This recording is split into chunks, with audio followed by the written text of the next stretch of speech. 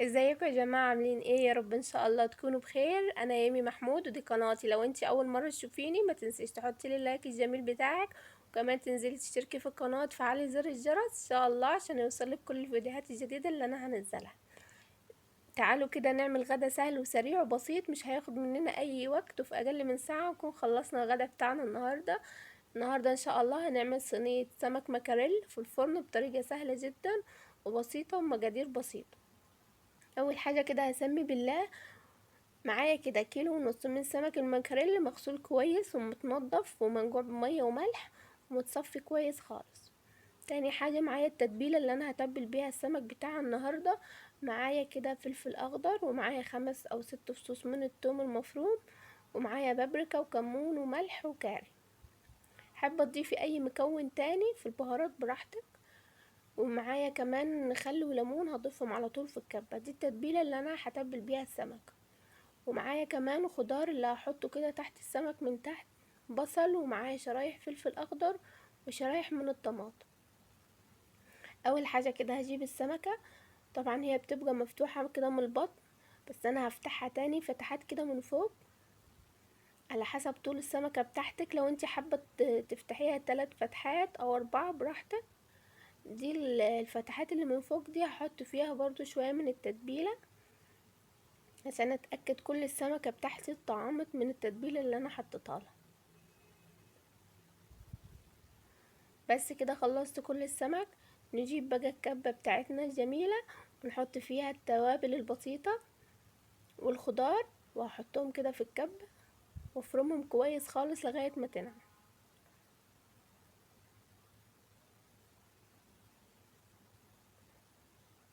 لو وصلتي لغاية هنا ونسيتي ما تحطي اللايك، انزلي جميلة حطي اللايك، ما تقلقيش مش هياخد منك اي وقت.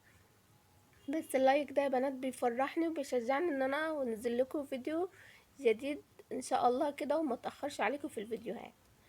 بس كده هحط عليه معلقة كبيرة من الخل ونص عصير ليمونة، وهضربهم كويس خالص في الكبة. وبس دي كده التتبيلة جاهزة اللي انا هتبل بيها السمك بتاعي.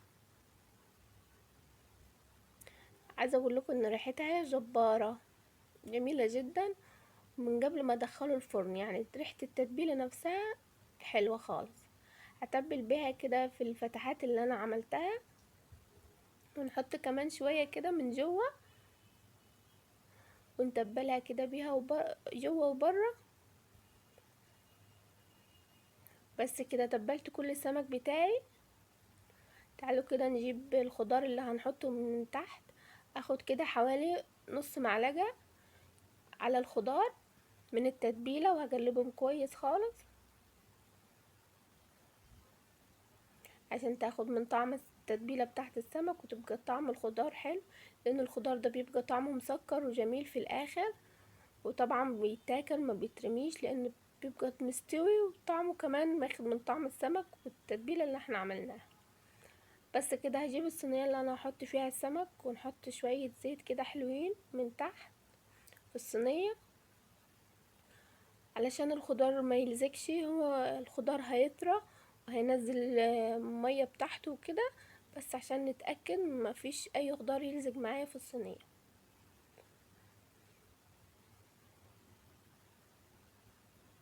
هنوزع كده الخضار في الصينية كويس، وبعد كده هجيب السمك بعد ما اتبل وهحطه على طول كده في الخضار.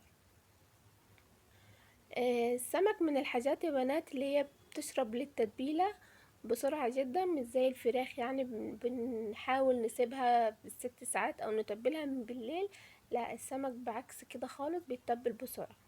حطيته كده في الصينية وهحط عليه شوية زيت من فوق كده على الوش عشان السمك تاخد لون حلو، وهحطه في الفرن تكون ساخن جدا.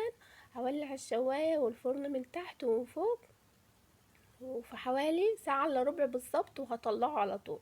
وانتي كمان لو انتي مغطياه بورق فويل هيستوي اسرع من كده. اهم حاجة ما ندخلوش في فرن بارد ابدا، لا لازم نشغل الفرن من قبل ما نبتدي في التتبيلة بتاعت السمك. وبس كده عملت معاه شوية سلطة طحينة وشوية رز بالبصلة او رز ابيض زي ما بتحبوا، وهو ده كان الغدا بتاعنا النهاردة. كان جميل وما مش بياخد اي وقت، وسهل كده ومش مكلف. ويا رب ان شاء الله يكون الوصفة عجبتكم وتكون سهلة عليكم. تعالوا كده نجرب نشوف السمك بتاعنا.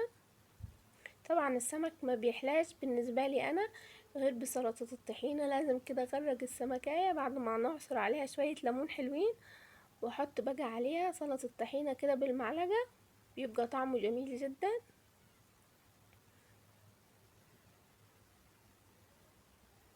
نجيب العيش الحلو بتاعنا ده ونغمز السمك بقى ونشوف طعمه والحلاوة بتاعته النهاردة.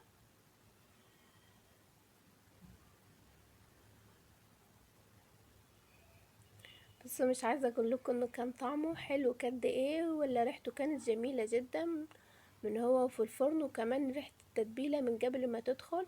تعالوا نغمزها كده في سلطة الطحينة.